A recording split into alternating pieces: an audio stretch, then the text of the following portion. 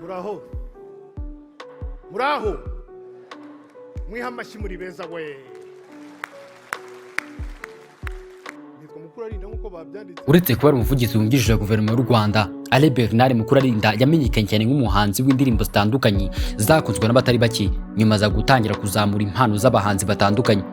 Mu gitondo cyo kuri wa gatanu tariki ya 4 Mata mu mwaka wa 2025, guverinoma y'u Rwanda ibinyujije mu itangazo yatangaje inkuru y'incamugongo ko umuvugizi wayo wungirije Alain Mukurarinda yitabye Imana azize guhagarara k'umutima nyuma yo kugezwa mu bitaro byitiriwe Umwami Faisal arembye agahita ajya muri koma.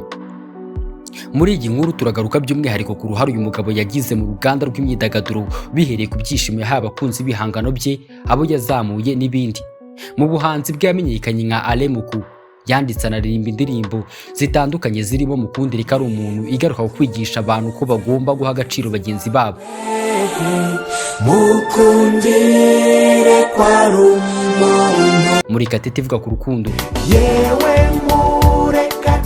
indirimbo zirata ibigwi by'amakipe zirimo Tsinda Batsinde ifatwa nk'indirimbo y'ibihe byose y'ikipe y'igihugu Amavubi n'izindi. Muri uko kuririmba niho Alain Mukurarinda yaje gushinga sosiyete ifasha abahanzi mu bujyanama, label yise The Boss Papa. Yazamukiyemo abatari bake mu bahanzi barimo Clarisse Karasira, Nsengiyumva François uzwi cyane nka Gisupusupu,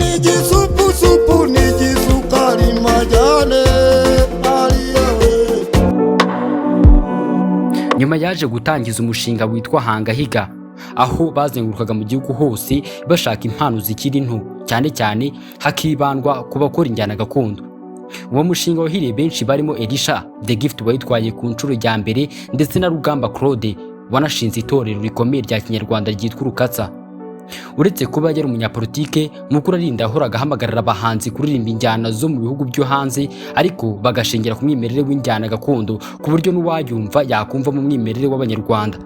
Mu kwezi k'Ukuboza mu mwaka wa 2021 nibwo inama y'abaminisitiri yemeje Alain Mukurarinda ku mwanya w'umuvugizi wungirije wa guverinoma.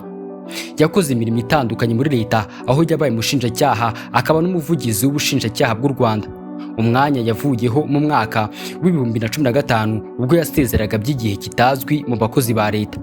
Uyu mugabo yavukiye i Kigali mu mwaka w'1970, yari afite impamyabumenyi y'amategeko yakuye muri kaminuza Catholique ha Louvain mu Bubiligi mu mwaka w'1998. Reka tumwifurize iruhuko ridashira, Imana imwakire mu bayo.